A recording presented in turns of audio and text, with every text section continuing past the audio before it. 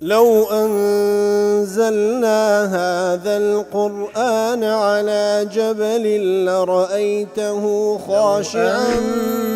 أنزلنا هذا القرآن على جبل لرأيته خاشعا أنزلنا هذا القرآن على جبل لرأيته خاشعا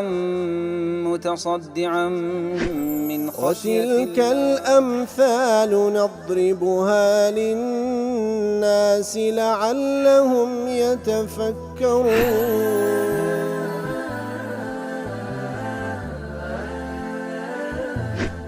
الحمد لله والصلاة والسلام على رسول الله وعلى آله وصحبه ومن والاه. السلام عليكم ورحمة الله. برزنا خوش حال لواني 575 لواني كاين تفسير قرآن بيروز بيم وخزمتان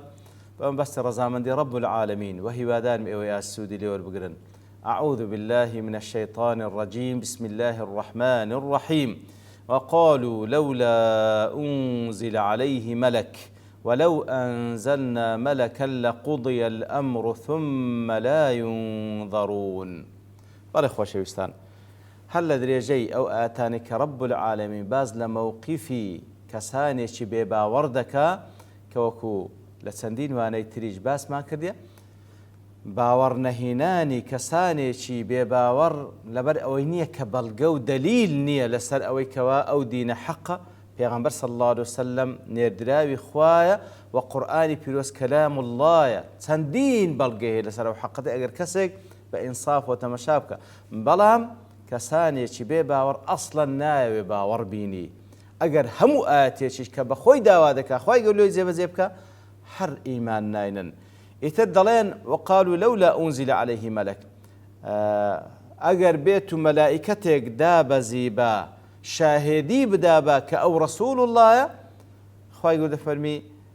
دلين اگر بيت ملائكة دقلي دابا زيبا أولو حالة إيمان دين بلام اگر دفن ولو أنزلنا ملكا اگر ملائكتش دابا زينين لقضي الأمر ثم لا ينظرون. اگر ملائكة دابا زين اوان طبعا هر إيمان ناين كإيمانش نينن او خوي قول سبحانه وتعالى سنتي وايا هر اقتراحك كوا كسانش كافر دي كان اگر بيتو لويان زيبي وإيمانين مستحق بن بعذاب هز مهلتيان نادرين. وقال لولا أنزل عليه ملك أي ليكون معه فيكلمنا أنه نبي كوا تأوان ديانقو خوزقا ياخد دبوايا ملائكتك لقلي دابزي أو ملائكة الشاهدي بداك ومحمد المصطفى صلى الله عليه وسلم پیغمبري خوايا. ولو كل أضواء البيان دلي ليردا خواي قول بيان نكردية ماذا يريدون بإنزال الملك المقترح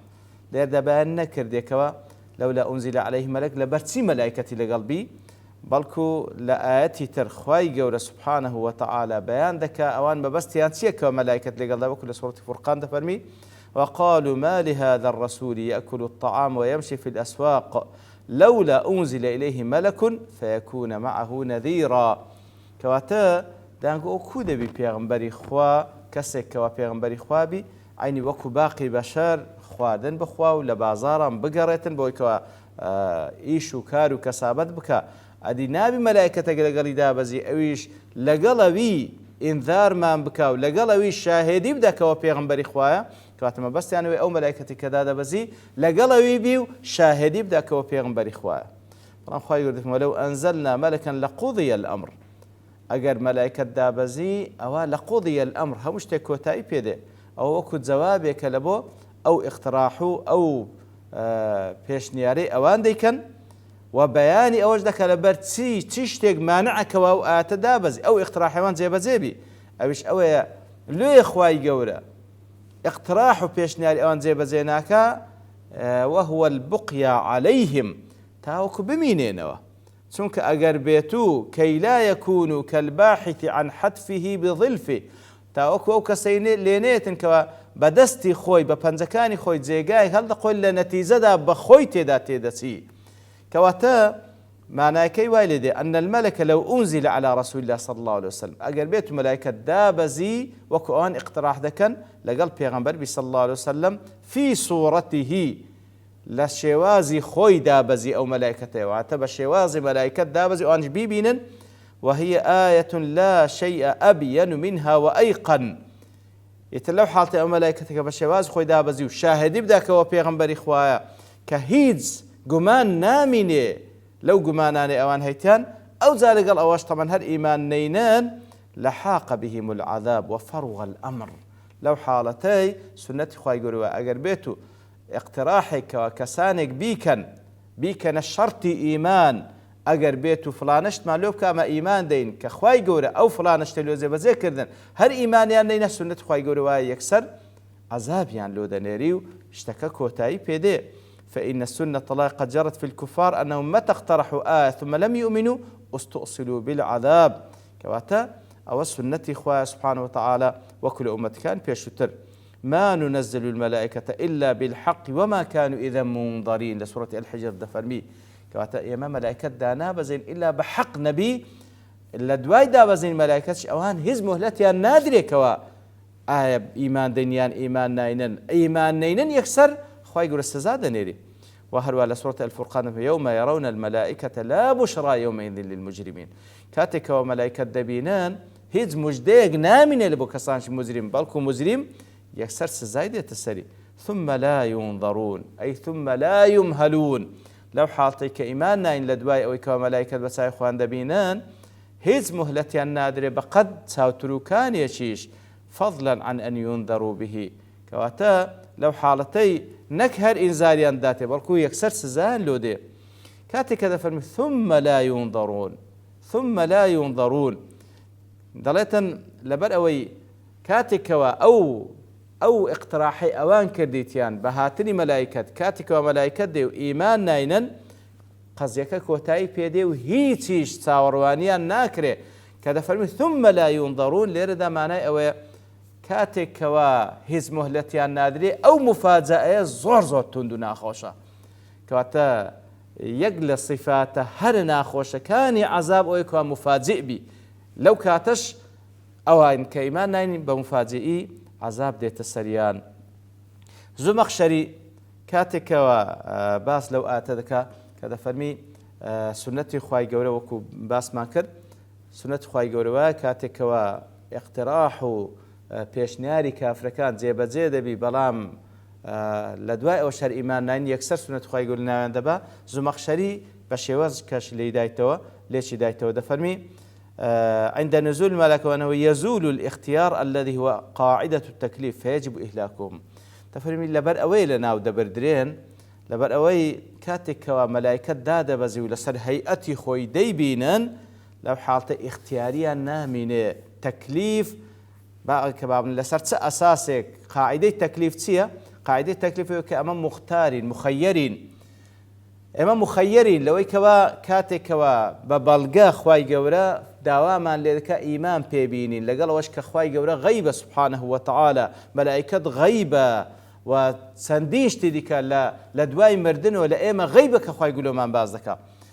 ئیتر هونەرەکە لەوەیدا ئێمە بە ئیختیاری خۆمان کە ئیمان بینین ئەجر و پاداشکەش لەوەیدا لەسەر هەندێک ئێمە مکەلەفین بەڵام کاتێک کەوا شتی غەیبی خوای گەورە کەشفی دەکا لو حالتي تكليف نامنة دبي هر إيمان بيني كإيمان نهنا يكسر مستحق دبي بعذاب زلوي دلي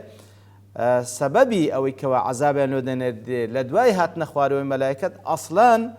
اختياري نامنة وإنسان كاختياري نما كوا اختيار كردن بابلين هل بجاردن إيمانيان كفر أو قاعدة تكليفة لو حالة ما دام اختياري تدانا ما دبي هر إيمان بيني خواي قور سبحانه وتعالى لناويان دبا. ووجه شيء كاش بعضك إذا شاهدوا ملكا في صورته كاتك وملائكة لش صورتك خوي ببينا زهقت أرواحهم من هول ما يشاهدون. أجر ملائكة بتساوي خوان ببينا بوشي وازي كخواي جور خلق كده أصلا روح يان دردتي لو مشهدك وادي بينا لبروي إنسان ناتواني ملائكة ببيني كواته هرشتك كخواي جور لأمي غيب كردية لبر هندي غيبة لبر براستي إما ناتوانين تحمل بيني نكيب كين زال انتصاف ضل وكو تقوية لبو أوز هي سيام ولو جعلناه ملكا لجعلناه رجلا قال ابن عباس ليتمكنوا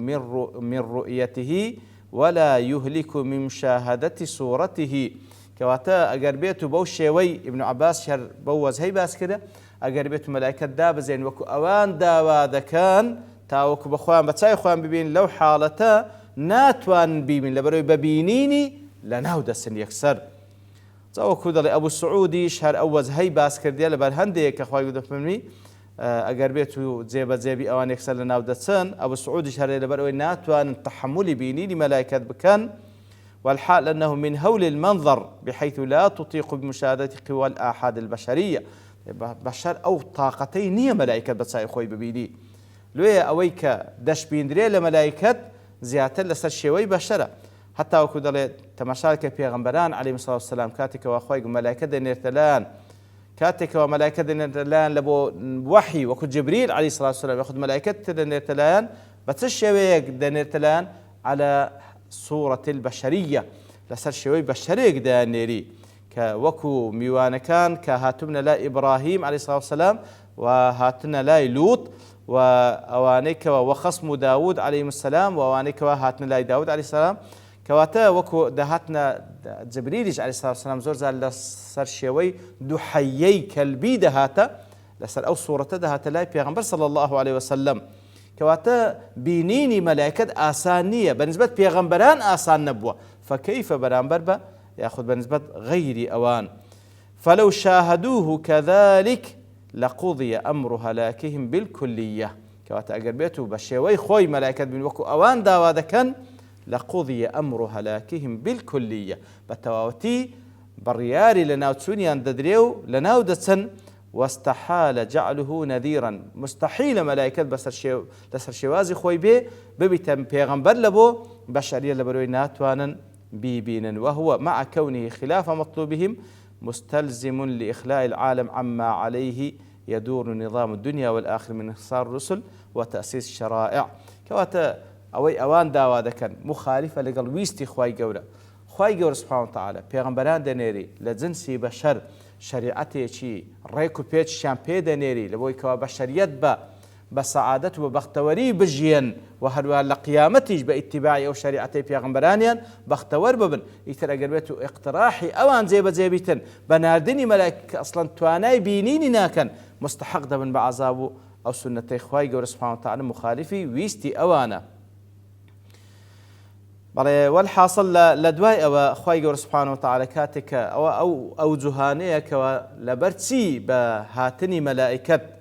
أوان عذاب ديت السريان بوسي شوي كوا ليك مان داو طبعا هريق لواني ملاحظاتي للسربي للاني علماء دي كوا مهم أجر اقتراح حيوان زيبي إخواي قول دفارين بوشي نتيزكي لناو دسن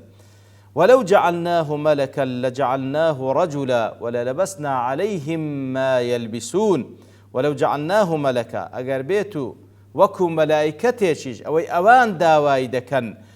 پیغمبر ملائکت بینوک بشر سوکایک لعقدکانی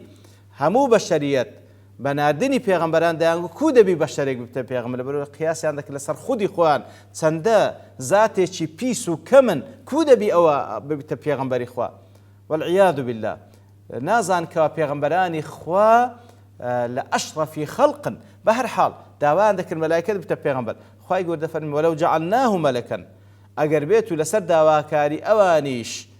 أو بيغمبري كدينيرين ملائكة بي بهماشي ولجعلناه رجلا هل لسر هيئتي بياوك دينير لسر شوي إنسانك بياوك دينيرين لو حالتش ولا لبسنا عليهم ما يلبسون لا لبسنا ديسان وات أو تيكرو بيكاليك ولا لا إخوان درسيان كديا بنادني ملائكة لسر شوي بياوك زيادة اللي أنتيك دسي فوكد الله أي لو جعلنا الرسول من الملائكة أقر بيتو أو بيغمبري أوان داواي دكان كوال ملائكة بي فعلا أو هابي نيرين لكانت الحكمة تقتضي أن نجعله في صورة بشر حكمة وابو لو حالتج أو ملائكة لسر شوازي بشر بنيرين تاوك بتوانن بيبينين لبريوكو غوتمان لسر شوازي خوينا لتواناي بشر دانية بيبيني كواتا لسر شوي بشر دانيين تاوكو بتوان بيبينن بتوانن قسكاني ببيستن كلا إخواي قوله سبحانه وتعالى بيان رادقيني وفي هذه الحالة لو حالتش تدرين سيقولون لهذا الملك مرسلا في صورة بشر لست ملكا لو حالتي ديسان إشكالي يدرسك دلن كاكتو ملائكتني أقل ملائكت بيك لسر شوازي بشر ندهاتي لأنهم لا يدركون منه إلا صورته وصفاته البشرية لو حالت البلوان ظاهرا تنها بشرية كيل دبين بو صورتك وأخواي قورة دينيري وحينئذ يقعون في نفس اللبس والاشتباه الذي يلبسونه على أنفسهم باستنكار جعل الرسول بشرا كواتا أجر بيتو اقتراحي أوان الزيب زيبك ملائكة بنيرين ملائكة لسر شوازي خوي نانيري لسر شوازي بياويك دينيرين لو حالتش أوان طبعا ديسان نفس إشكال لأنه درس دبيتو لبرتسي أتو بشوازي ملائكة ناتي بشوازي بشر هاتي ديسان أو لبسو اختلاطي كوان لميش خوان درسان كده ديسان درس دبيتو هدفك أوان نافيشي ولا نتيجة دا هر مستحقي عذاب دبن دیار زانا قصي زاتريشان لسر أو بابا تكرديا والله نبرتوا أبوني كاد دوستين بابشتوان رب العالمين لواني داهت ودين وخزمتي وصلى الله وسلم على نبينا محمد وعلى آله وصحبه أجمعين وآخر دعوانا الحمد لله رب العالمين. لو أنزلنا هذا القرآن على جبل لرأيته خاشعا أنزلنا هذا القرآن على جبل لرأيته خاشعا أنزلنا هذا القرآن على جبل لرأيته خاشعا متصدعا من خشية وتلك الأمثال نضربها للناس لعلهم يتفكرون